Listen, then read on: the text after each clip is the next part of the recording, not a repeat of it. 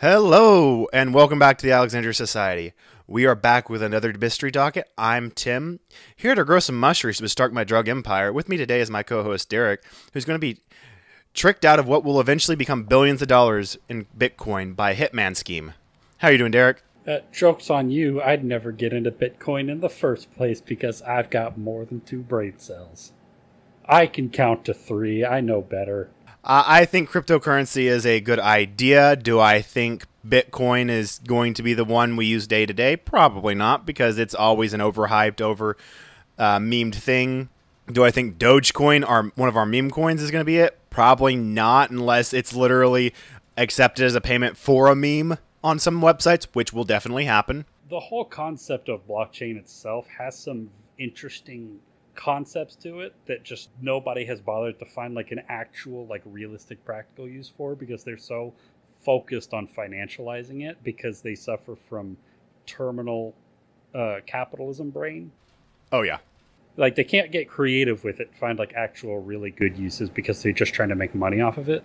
Capitalism is the opposite of innovation. You are correct. So, Derek, what are you drinking, my mighty good fellow, tonight? Let's see, what am I drinking? So I'm fucking broke again. So we're going back to the stash in the fridge for my drinks, for my sips. What's it? Smithix. Smidix. That's what it. Smedix. Smedix.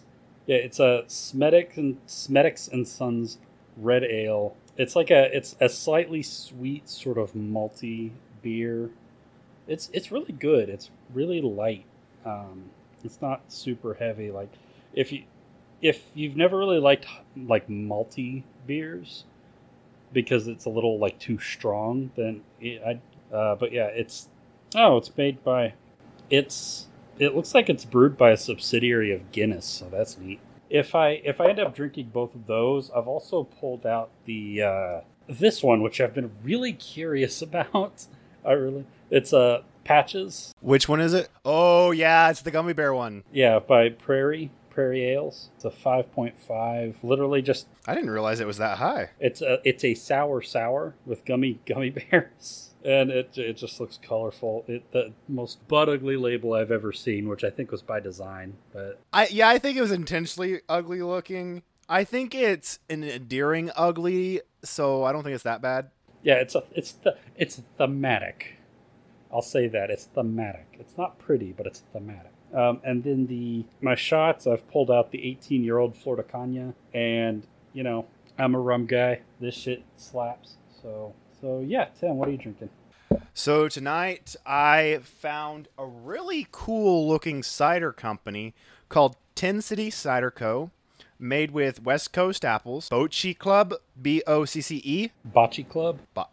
And it's 7 point... Bocce is like an old game where you like throw a ball and try to knock other balls off a goal. That would make sense. And on the bottom it says Bocce Club, so I'm assuming this is the name of the specific brew. 7.1 ABV, which I didn't even look at the ABV. I was just sold by the can, to be honest, which is simple but gorgeous. Then I am drinking something Derek gave me that gives me the same vibes as that peppermint schnapps. This is the Smirnoff Root Beer Float. Ugh, oh, God. You're the one who bought it, bitch! Yeah, and I hated it. I wish you would have told me that. It's 30% ABV. So, yeah, it's gonna see how it goes down. It not well. I'm sure. Does smell like root beer float, though. Yeah, I bet it. Yeah, it smells great. So let's go ahead and take our shots. Oh, yeah. Cheers. Prost. So today we are talking about the infamous Silkroad and Dread Pirate Roberts. Do you know what that was a reference to? Because it is a reference in this story. Yeah, that's Princess Bride. Yes, sir. I am the Dread Pirate Roberts. Oh, wait, before we get into today's episode, I think we owe our audience a big round of thank yous. We hit something big. Oh, yeah. At least for us, right before this recording. As of this recording, obviously it's going to come out after we've already gone a little bit past it, because we already have even a little bit. We finally hit 2,000 listens, and we appreciate everyone who's stopped by and listened to us, whether it's your first episode or you've been here since the beginning. We love you, and we thank you. Oh yeah, they get off so much. Yeah, that's great. That's fantastic. Yeah, it's how I felt when I hit like 500 followers on TikTok. So our main character, Dread Pirate Roberts, actually birth name is Ross William Ulbricht. I don't know how. I heard them say it a million times in all the videos I watched, but I just can't say it. I'm going to call him Ross. Was born March 27th, 1984. Grew up in good old Austin, Texas. Went to Westlake High School. I knew somebody who went to Westlake High School. When I was at A&M, I knew somebody who was from that guy was. So I would, yeah, my Weird. So he ended up going to the University of Dallas for his bachelor's in physics on a full academic scholarship.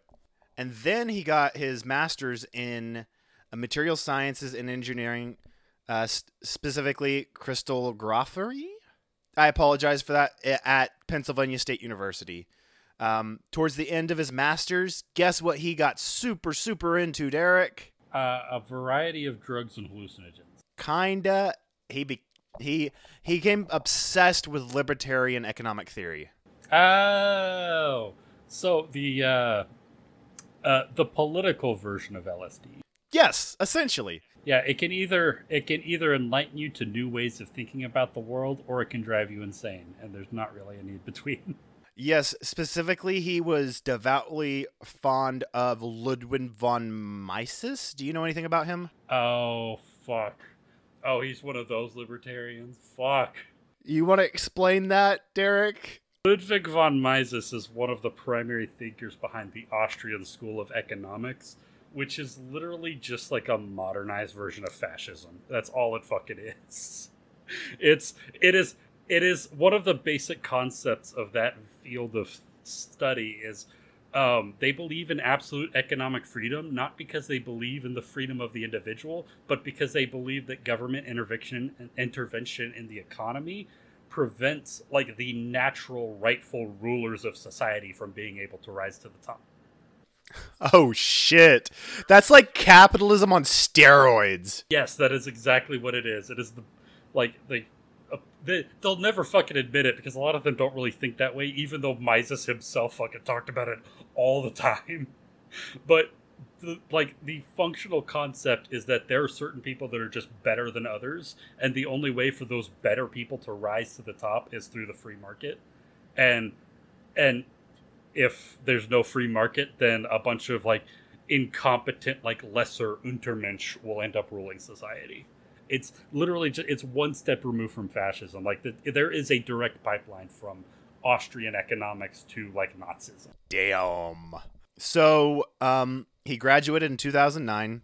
He tries to day trade, flunks out of that. Like every libertarian right now, he's just a basic bare bones average libertarian in like 2010. Basic bitch libertarian. Yeah. He tried opening a video game store, failed at that too. And then along with a friend, opened up a bookstore called Good Wagon Books. And that ended up being successful. A libertarian who actually reads. That's crazy.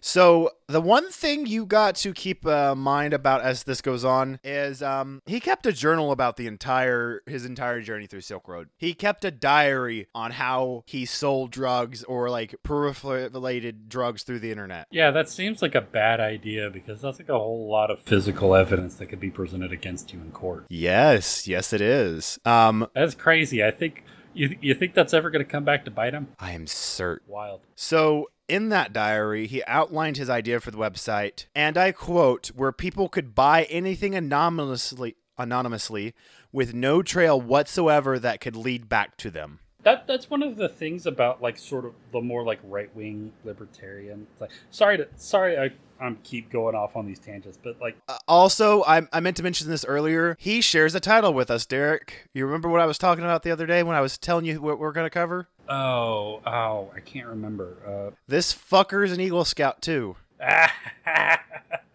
Good for him. I meant to bring that up earlier, but they try and like I'm actually going to like. Later on in this, I'm going to screen share, and we're going to have a freeform part of the podcast where I literally just show you his parents' website on freehim.org. Oh, that's gonna be great. It's quite like wholly misses the mark. Like our son, it's basically our son could never do that. He's too good of a boy.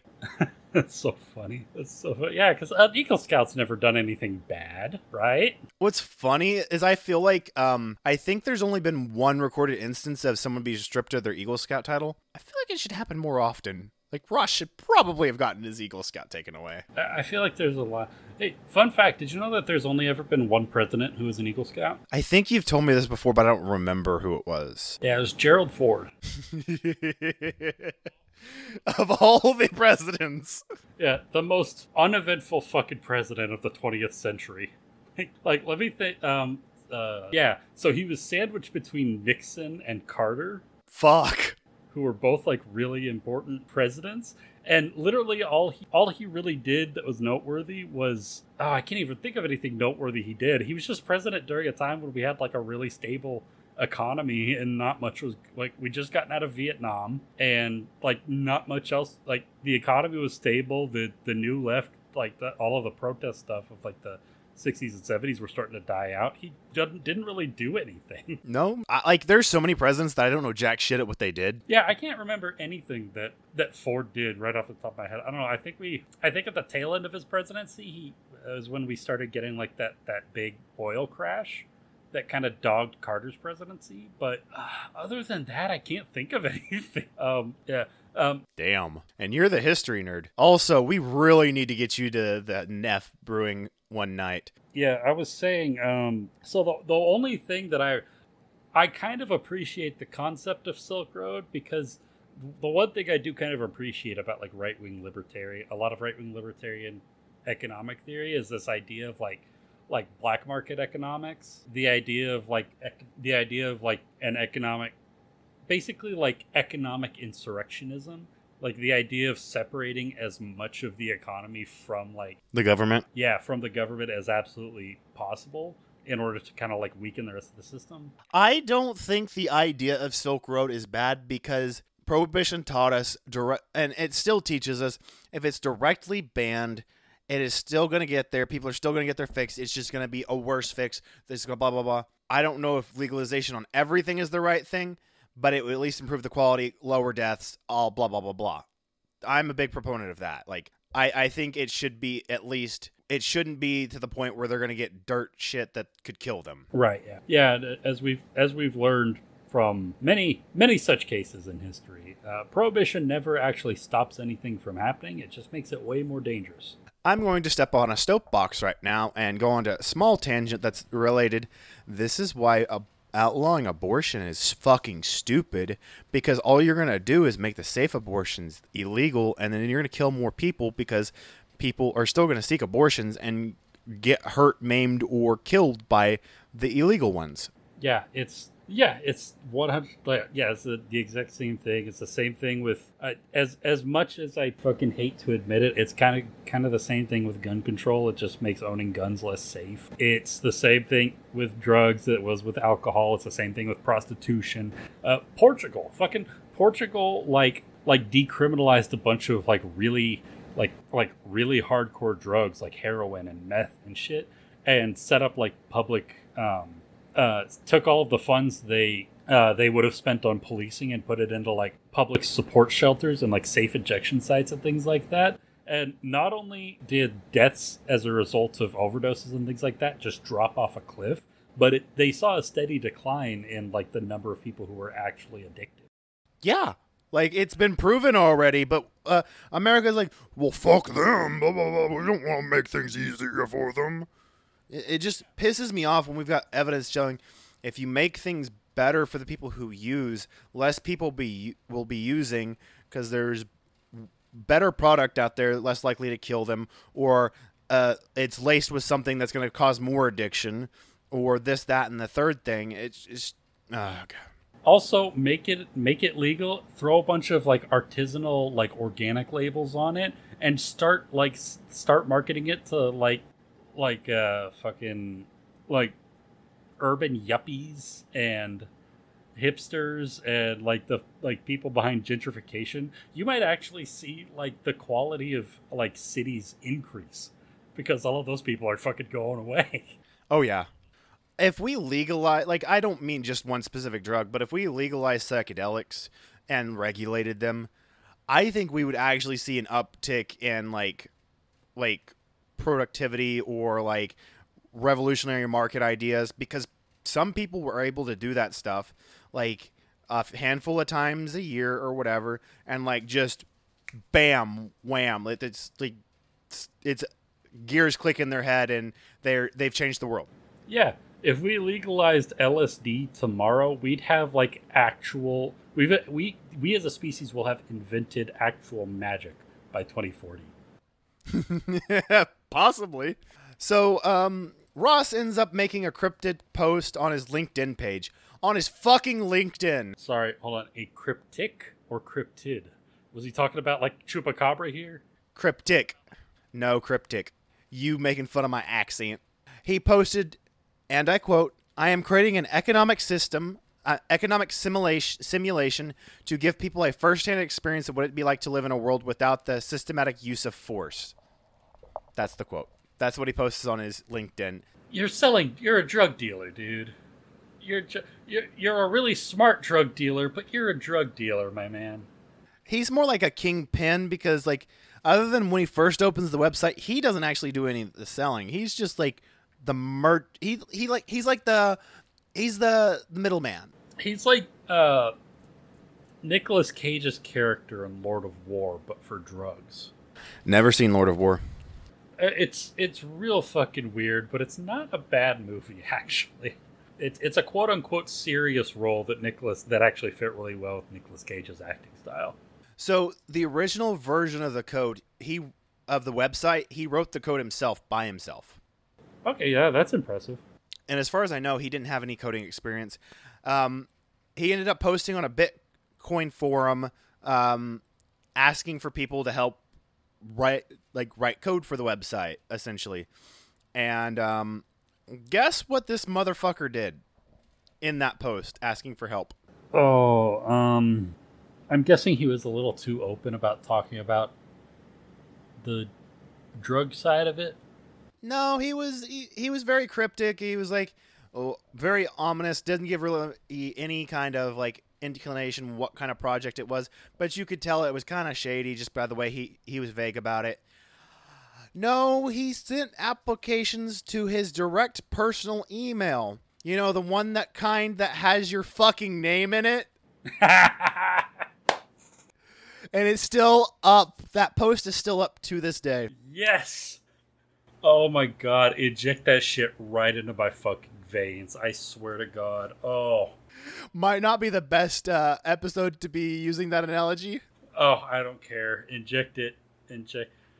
Send that to me in like a triple wrapped undocumented roll of fucking like packing paper and ship it right to my door so I can inject it. It's so good. Yeah, so after this, I think the initial launch, he's still like interviewing people, but they haven't started helping him with the site.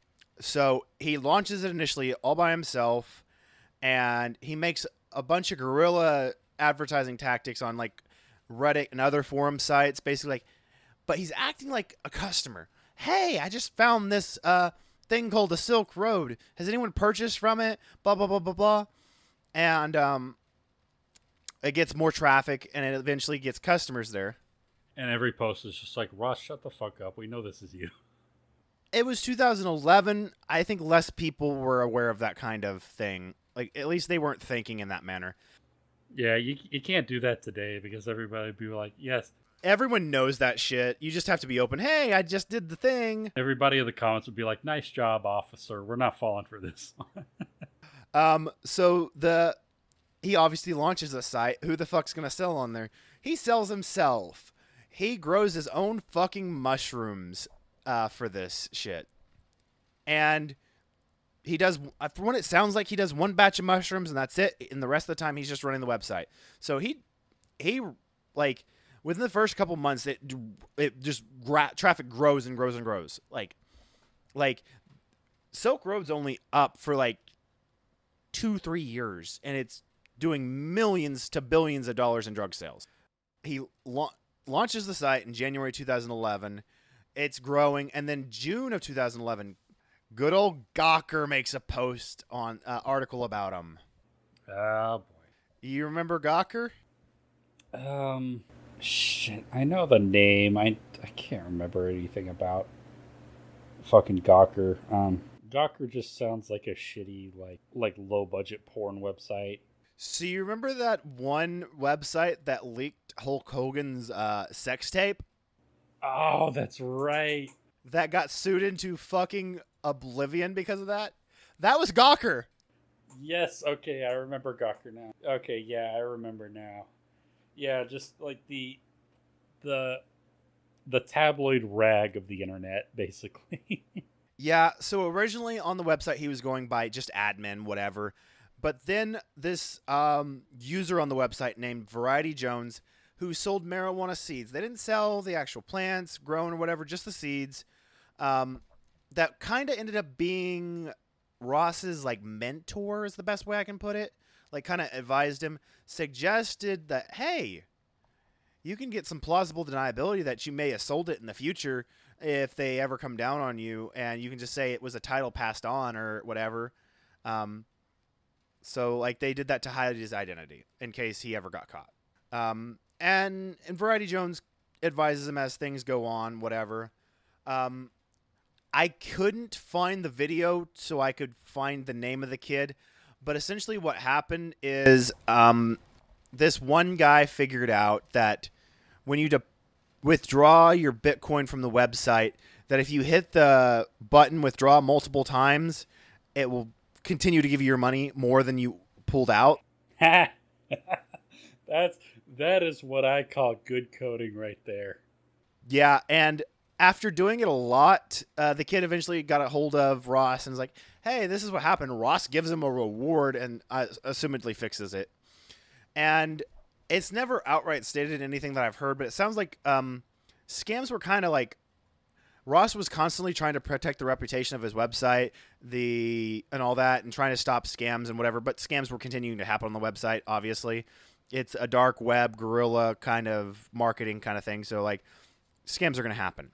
Another scam that happened to Ross himself is in March of 2013, he gets scammed with a hitman scheme. Okay. Yeah, you're going to have to explain a hitman scheme to me. Well, first is, so what happened is a seller going by the name of Lucy Drop started exit scamming. Do you know what that is, Derek? So, basically it's similar to a rug pull on like an NFT cryptocurrency. But what happens is they start selling, and they're doing really good, getting the reputation high. And then they just stop shipping shit out and just use the good reputation that they had to scam a bunch of people and before they get shut down or leave the site or going to a new account.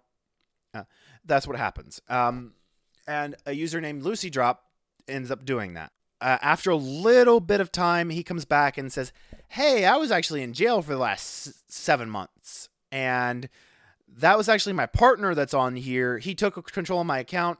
I'm just trying to get the account frozen. I'm not planning on returning to the scene because, like, you know, cops are on me, all that shit. And not long after this, someone by the name of Friendly Chemist reaches out to Dread Pirate Roberts. It's like, hey, someone get me in contact with Dread Pirate Roberts. I will only speak with him. And the trial actually had these. I just couldn't find an easy thing where I could just read them out. So I just, I wanted to do similar to what we did with our Sky King, where I was going to read the actual interactions to you. But unfortunately, I could not just find direct text of that. Gets a hold of Ross and says, hey, why aren't you paying Lucy Drop? Because right now, the person who's in charge of so Lucy Drop, the one that actually said, hey, I want my account frozen, wasn't the original Lucy Drop. It said real or whatever, someone coming back. They don't have a control of the actual Lucy Drop account. How come you haven't been paying Lucy Drop, whatever? Basically, like, accusing of him of withholding money from Lucy Drop and saying that he made Lucy Drop the #1 seller on I'm not sure if it's this particular drug, and they did. because of YouTube censorship, he couldn't say what drugs in the video. Real quick, while I'm at it and I'm remembering, the two main videos I used for this website for this research is The Dark Side of the Silk Road by Barely Sociable, and The Most Illegal Businesses in the World, Silk Road, Magnus Media. And then I used a little bit from this website called bitstamp.net. It was already kind of corroborated by the other stuff, so I didn't really worry about how good of a source it was, you know. It's just more, it was right there in plain text for me. After some back and forth, blah, blah, blah, blah, Chemist is just super scared because he fronted Lucy Drop a lot of product based on being the number one seller. You want to guess how much product? Again, I don't know what kind of drug it is, but you want to guess how much product it was dollar-wise. You're going way over budget, but hey-ho. $700,000 of product was fronted. I'm guessing several million. Who fronts that much product, though? Like, I would, like, if I was in the drug scheme, I wouldn't front anywhere near that. Let's just say neither one of us are probably cut out for the drug trade, and that's probably the best. I'm not good with numbers, so I don't know what would be a good amount, to be completely frank. I'm assuming it's weed and stuff like that. Probably some booger sugar, stuff like that. Because supposedly it's coming from the Hells Angels up in Canada. Really? That's supposedly like he's one of the, so Friendly Chemist is supposed to like the suit way removed from like the actual supply chain, so it's getting marked up whatever down the line. So he's basically trying to blackmail Ross and says, hey, guess what? I put a keylogger on Lucy Drop's computer. And you need to pay Lucy Drop. You need to get this, basically saying, fix this shit because my life's in danger. Even though Ross isn't really involved in this. He's just the website admin, you know? Yeah, imagine like going into business with somebody you meet on Reddit, and then when they screw you over, you go and start threatening the admin of the subreddit you met on. Yeah, that's the equivalent, basically. So there's a bunch of back and forth. Ross tries to bribe Lucy Drop into giving him Friendly Chemist's information. Like they know each other in real life. They're like near each other. Give me his information so I can check him out, so I can like scare him, whatever. And then he also tells Friendly Chemist, hey, give me your supplier's information. Maybe I can see if I can't mediate this, blah, blah, blah, blah. What Ross is really trying to do with this is he's trying to use this situation to maneuver Friendly Chemist's supplier into joining the Silk Road so he can have more business. God, all of these fucking people. This is what happens every time libertarians go into business. It's just crime and backstabbing, and all done in like the most childish, juvenile way possible. Every fucking time, it is an ideology centered around greed and toxic individualism, and this is gonna be the end result every single fucking time. Basically, yes. So Friendly Chemist gets his supplier in touch, who goes by Red and White. So Red and White claims to be a member of the Hells Angels, and they're basically in control of all the drug importing in that area of Canada. I can't remember the exact region, whatever. But basically, they say they control the port. So they're claiming to control most of North America, drug-wise, for this, whatever the drugs were. There's a back and forth, and initially it sounds like he's really trying to get them to like Ross is trying to get them to like scare Friendly Chemist, but it gets to the point. But basically, it's like, okay, how much to kill him? Oh my god, these fucking doofuses. Do you know how much this fucker thought a hit was worth? How much they charged him? I'm gonna guess This might be a low ball, but I've heard of murder for hires that were this low. But $5,000. It's not that low. So the first thing to keep in mind is I couldn't find enough information on this first one that I could like actually put into here, but it was mentioned in the second video. I just couldn't find anything to like really write it down. This would be Ross's second hit, actually, that he thinks he's done. So there was another scam that basically a couple FBI agents tricked him into thinking that for $80,000 a hit had been carried out, and someone who had scammed or betrayed Ross, I can't remember the full details on that, had been murdered. And he's like, well, how much is it going to cost? They quote him $300,000 for clean, $150 for not clean. Rule number one of the seediest side of the internet: there's no such thing as a real hitman. You'll only ever get two types of guys who are willing to like be paid to murder someone.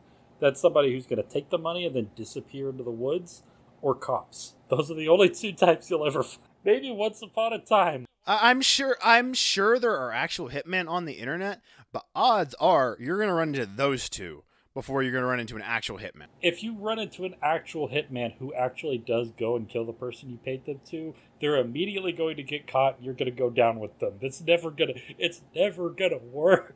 It never works. I know it's not relevant here, but this is a saying that I love from our friends at Small Town Murder. Never have a teenager in your hit squad. You know how they have dumb rules? That's one of them. Never have a teenager in the hit squad. Oh my god, it's so... At this point, like, if you're ever seeking out, like an actual murder for hire on the internet, like, even like, at this point, when was this? This was, like, early, mid-2010? 2013. 2013, that's right. Even by 2013, if I ever heard of somebody trying to do a murder for hire on the internet, even if it's over, like, a business thing... I don't think 2009, Tim would have thought, yeah, I could definitely hire a hitman on the internet. And I was fucking 11. It's so dumb, dude. It's so dumb. This story is filled with dumb shit because it doesn't end there. Oh, of course it doesn't. They send in, they ask, hey, okay, blah, blah, blah, blah. It's 150. So he's like, are you sure? I just paid 80 for my last one, which was the FBI who scammed him. It was actually rogue agents who stole his money, to be fair.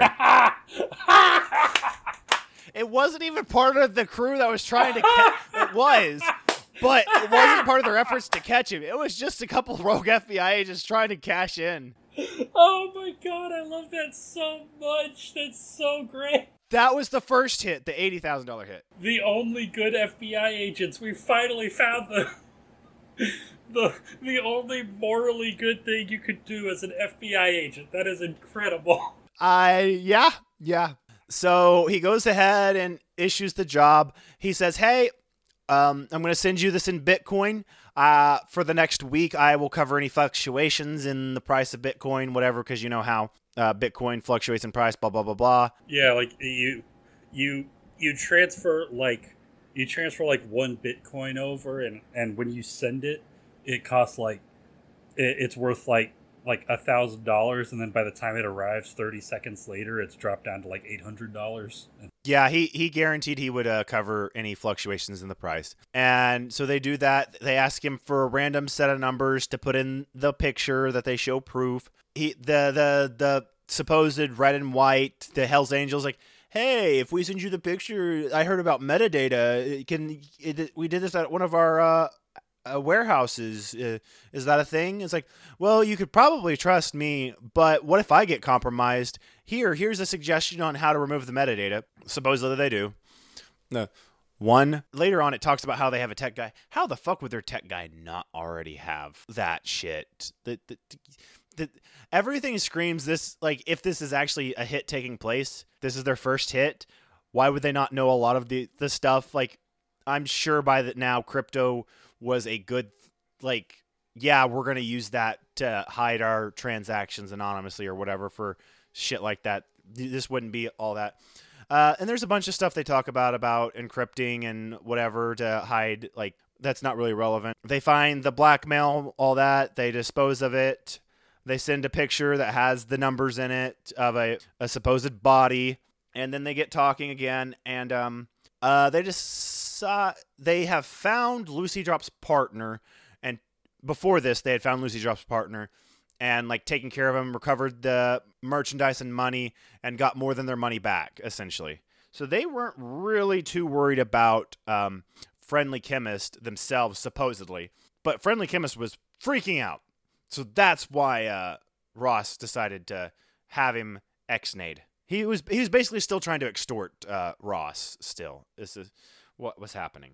And from there, we go back to Lucy Drop, who's freaking out too. And part of Friendly Chemist's accusations is that this was not the first account that he had scammed by exit scamming or whatever, all that on his account. Like, he'd been doing this. He'd been teaching others how to do it. And I think that kind of pissed Ross off. Like, oh, you're abusing my website, whatever. Yeah, we had a really good moral thing here, and you're trying to just go and scam people like this? Yeah. So at first he just says, like, well, can you follow him and scare him or whatever, get his location, whatever. And he's like, well, he'll move and we might not be able to find him again, blah, blah, blah, blah. Basically, what Red and White does is push him into ordering the hit on Lucy Drop. But what comes out of that is actually he lives with 4 people now, and you're going to have to order the hit on all 4.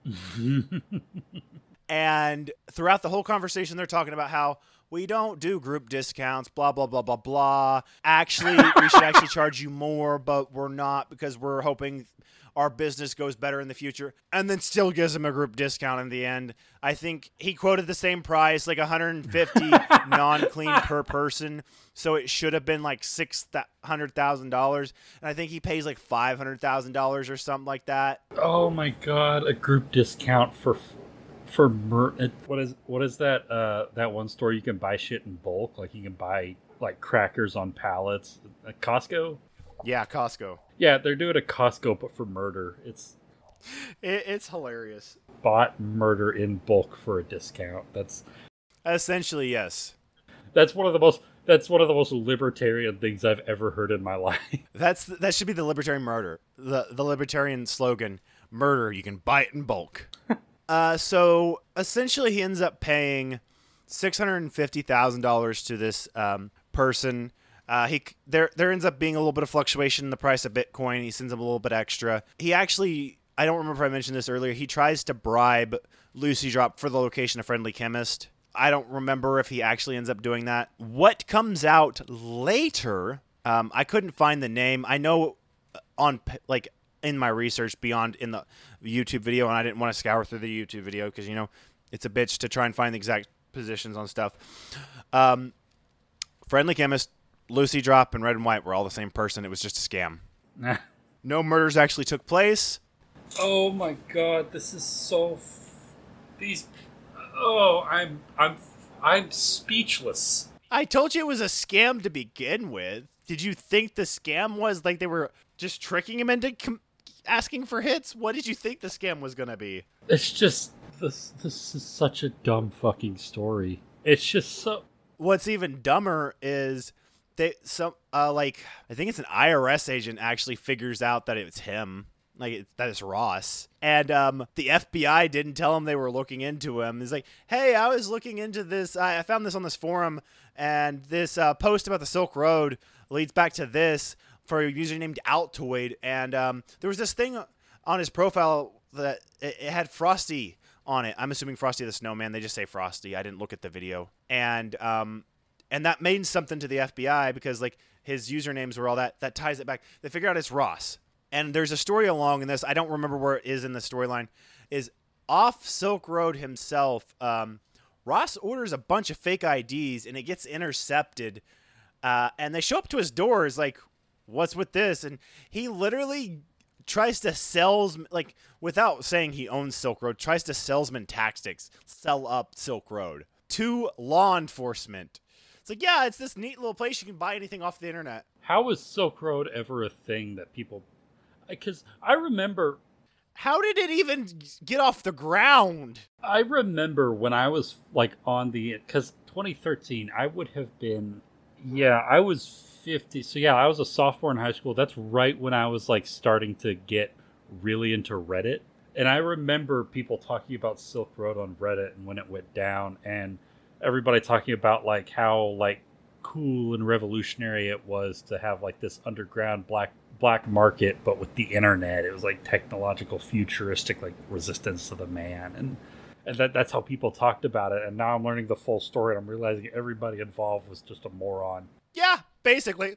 Well, I would even say everybody. Just the main guy running it was a moron. The main guy running it was a fucking idiot. Yeah, Ross is a moron. Most competent libertarian. Hey, Derek, this is going to be an insult only you really understand. Maybe our Eagle Scouts. How much you want to bet he was one of those badge babies where his parents basically just held his hand the entire way to the Eagle Scout? Oh. Because he's got that vibe, don't he? Yeah, it does. It does have a little bit of that vibe. I made up that term off my head. I don't know if badge baby is an actual thing, but you know what I'm talking about, where the parents basically earned Eagle for him. It was more of a status for the parents than him, and they did the work for him. Yeah, he got Eagle Scout by like what? By the time he was like 13, and then just kind of.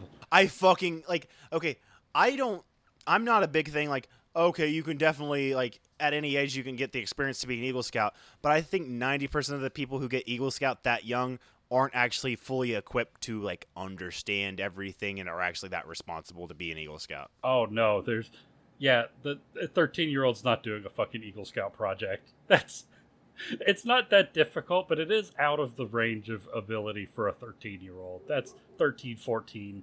Like, you gotta be like 16, I think. I feel like you should be 15 or 16 before you should be able to get your Eagle Scout. Yeah, I feel like you should be able to drive before you're able to get your Eagle Scout.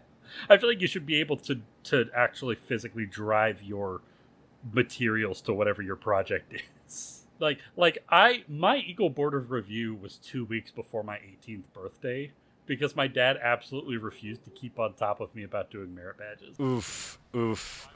So I waited until the last minute. That's why my senior year sucked so bad, because I was doing all of my Eagle Scout stuff on top of like senior shit, 4 AP class, senior shit, 4 AP classes, applying for college, like, and then I go to like camporees or district events. I see these guys. They've been an Eagle Scout for like 5 years.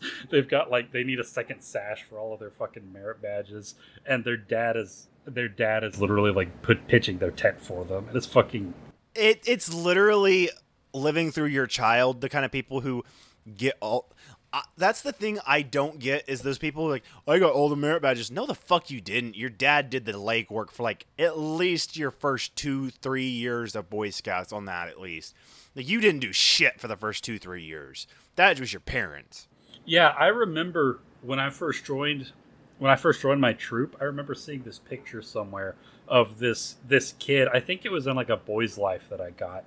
And there is this kid who they did a whole thing in the magazine about how he's one of the first Boy Scouts to earn every single available merit badge, and he had like 2 full sashes of them. And at the time, I remember thinking, "Oh, I'm never gonna be that cool." And then by the time I was like 17 or 18, I remember looking back and thinking, "Wow, his parents really did all of that for him. Man, must be nice to have parents that will do that for you."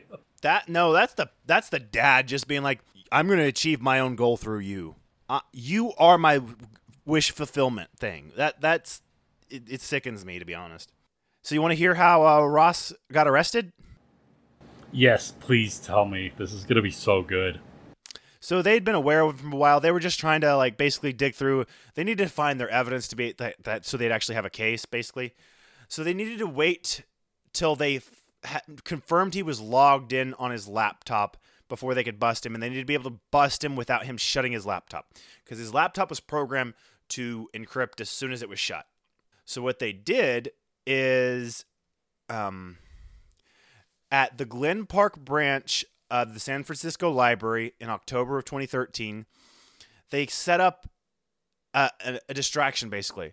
They had 2 FBI agents act as a couple having a domestic dispute to distract him, and then right next to him was another Fed that just hopped up and ran off with a laptop like he was a thief. Well, they had confirmed, oh, Ross is logged in as Dread Pirate Roberts. Fuck yeah. Just poof. run away with the laptop. As Ross tries to chase him, he's like, "You're under a fucking arrest."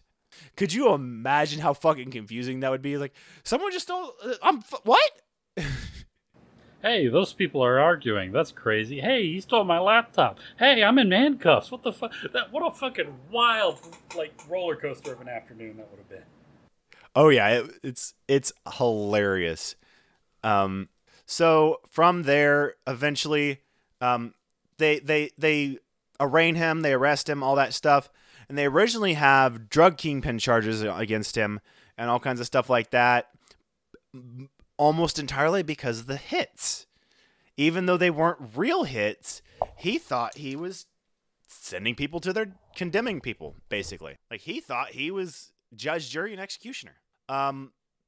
He makes this beautiful speech. He's like, "I know you must take my middleweight years away," and this is me paraphrasing, not actual quoting, "but please leave me some of my twilight years, blah, blah, blah," to the judge. Basically, like, please go easy on me. Like, I get you.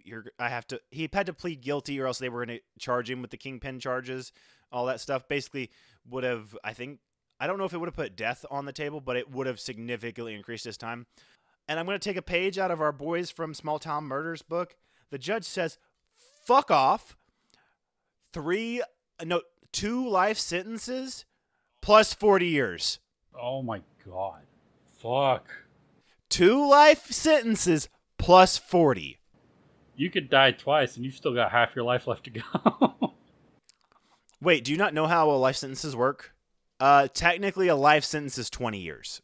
You're eligible for parole after 20 years. It's 20 to life, basically, is what a life sentence is. And there's no eligibility for parole on the sentence that he just got. Okay, so yeah, I was right. You could die twice and you'd still have half your life left to go before you could get out. Yes. Plus 40 years. Oh, that's so rough. I mean, the guy was a dipshit and a objectively bad person, but man, I feel that. Oh yeah. So the total amount he paid for murder for hire was $730,000. You know, despite everything that I know about this situation, that still seems so low for a few murders. It does, but they didn't really factor the murders because one, no one was actually fucking killed. There was no proof anyone died. Well, I mean that still seems like, because that would have been like what, 5 murders that he thought he did. 6 for 6 for 750. Those 5 were part of the Lucy Drop scam, and then there was one prior that was conducted by rogue FBI agents. Yeah, and like 6. He bought 6 murders, and it only cost $750,000. That's just like a wildly low amount of money in my mind for that. I want to shit on this guy even more. I just looked at the website his parents put up. Can you guess whose presidential campaign he worked on? I don't know. John McCain? Ron Paul. That's right. Libertarian. I should have known that. I should have guessed that 100%. Oh, I forgot to mention this earlier, but it was a really good thing he was working at Good Wagon Bookstore when he first started. You know why? Because they were set up to ship books.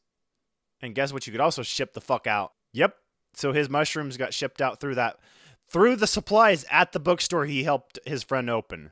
You want to see this, hey, my parents think I'm a good boy still website? Give me a second. It wasn't. There we go. Now we're live. It's called freeross.org. Who is Ross Ulbricht? Throughout his life, Ulbricht. Yeah, it's basically say, our boy would never. Model prisoner, ideal clemency candidate, who Ross is not. Despite what prosecutors and some media portray, Ross has never been motivated by money. Oh, bullshit. The guy idolized Ludwig von Mises. Money was the only thing he cared about. So, funny story, right before he opened Silkroad, I forgot to mention this, guess what he did in order to protect himself? I don't know, man. Applied for citizenship in a bunch of different countries that had no extradition treaties. Oh, yeah. Fuck. If I'd thought about it for 5 seconds, I could have guessed that. You had no chance to guess, though. You didn't want to.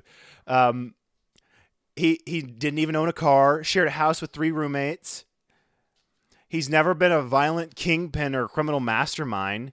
Ross's entire life, including in prison, is living proof that this is utterly false. In his 20s, Ross was an idealist. He cared about bettering the world. He was not motivated by money or power, dedicating himself to causes he believed in. Yeah, like making money on murder for hire. Bunch of quotes from friends, whatever. Must-read case overview. Debunked it, misinformation. Ross paid to have people killed.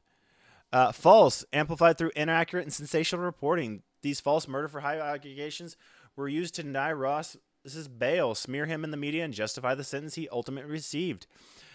Ross was never tried for these allegations, which means the allegations were never ruled on by a jury. Ross was never found guilty of paying to have someone killed. These unproven and unprosecuted accusations were eventually dismissed with prejudice in 2018, and therefore can... With prejudice. I've heard it called both in this context, but I know it's spelled prejudiced. I've just heard dismissing it as both. The allegations were never proven in court and relied on anonymous chats and text files never proven to have been authored by Ross. That's another thing. Throughout his entire defense before he got sentenced was, well, I sold the website. It wasn't mine anymore, even though he had a diary, and he very much was still in control of the website. Hard evidence and testimony, including from the lead Silkroad investigators, show that over time multiple people were behind the site's admin handle, who was called Dread Pirate Roberts, 2 corrupt FBI agents sent to prison who had unfettered access to Silkroad and were admittedly involved in numerous plots. Ross has always denied being involved with these allegations, and even Curtis Green, the only alleged victim ever identified in these allegations, has spoken out against these allegations and is a longtime fervent supporter of Ross's release. It's very just like, they don't deny their son ran the website, though, or started the website, which kills any other argument, in my opinion. Because, like, he still started it, and the very idea that he started... Yeah, like, everything that he was convicted for had to do with what was going on the website that he did make and was still running. Like, and those could both be verified and proven to be true beyond a shadow of beyond reasonable doubt. So, like... Yeah. And a lot of people bitch and moan, like, hey, he got over-sentenced for his crime. So a lot of drug laws are not based on, hey, you sold drugs. It's, how much did you sell? And since he ran the website, all the money through the website could be pinned, like all the drugs sold have some kind of tie to him. So they were charging him for all the drugs that had gone through the website. That's why he got 2 life sentences plus 40 years. Yeah, like, if a cop pulls you over and finds a joint in your car, like, that sucks. You're going to have a bad time for a little bit. If you get pulled over and the cop finds, like, a brick of it, like, multiple kilos of it, oh, boy, you're fucked. Yeah, basically. And he was dealing with, what you said billions of dollars, with a B, billions of dollars worth of traffic. Let me look up. There was a lot of traffic. I don't know the exact number. I don't know if it was a single B or if it was multiple Bs. But it was over $1 billion. Total, yes. I don't know if it was... Yeah, that is cartel levels. Yeah. Okay, so a total of 9,519,664 Bitcoins were facilitated sales through that website. Let's find out how much Bitcoin is worth today. And the thing is, like, we can't put a solid number on this because things fluctuated. We don't always know exactly what price things sold at. Yeah, because cryptocurrency is too unstable to ever be an actually effective currency. But yeah, well, I think it can be. It just, you need more of a stable thing. $58,664 today's money times $9,519,664. Whoo! Fuck! I don't know what that number is. there is 1, 2, 3, 4, 5, 6, 7, 8, 9, 10, 11, 12 numbers in that. Would that be in the trillions? There's 12 numbers total? Yes. Okay, that'd be like 100 billion.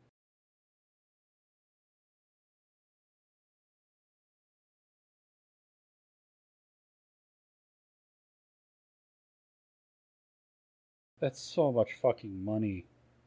No, when you put it out like that, actually 2 life sentences seems kind of light. Yeah. That seems like actually really merciful compared, like, based on how the laws work. Yeah. Within a month of Ross being arrested, guess what came out? Some horrific sex crimes, I can only imagine. That's the bow on top that we're missing from... No, unfortunately, it's nothing actually directed to Ross. Oh, unfortunately. I think that would have been a hilarious bow on top, actually, if it had been sex crimes. Oh, you think sex crimes are funny, huh? No, I think it'd be funny in the context the parents still think he's the innocent baby boy. Oh, okay. Go ahead. Silkroad 2.0 showed up for about a year before it got shut down too. Oh, fucking idiot. Who looked at that situation and thought, hey, that seems I should get in on that. That seems like a good idea. It ended so on a high note.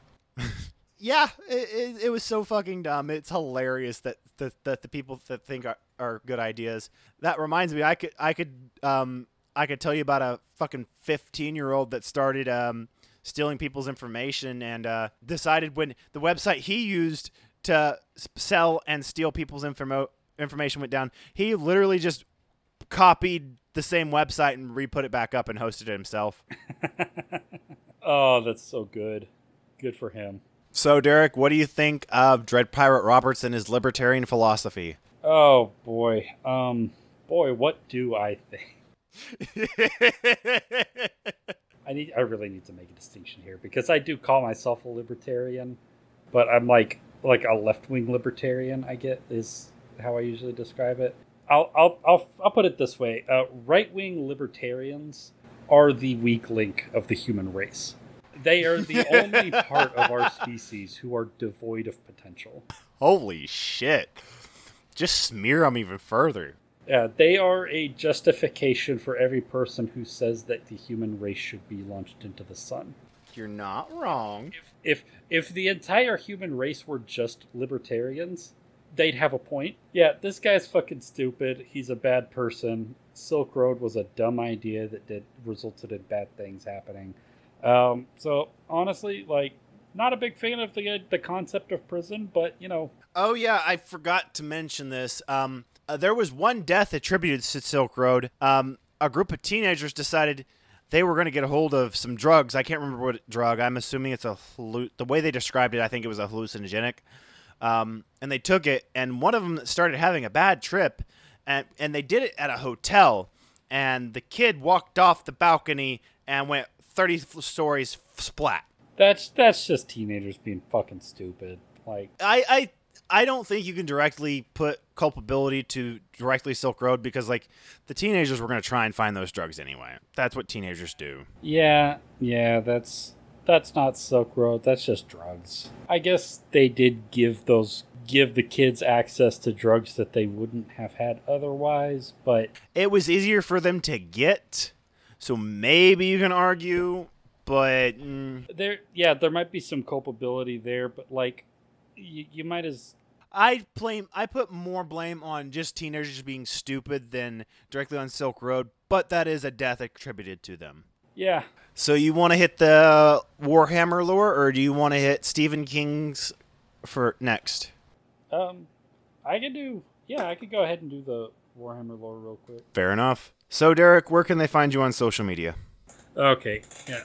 Change the phrase. They can find me on Twitter at Visigoth. The first I is a 1, the O is a 0. They can find me on Blue Sky at Visigoth. The first I is an I, the O is a 0. And Tim, Hamana. They can find me at Tim, aka Otis, both on Twitter and Blue Sky.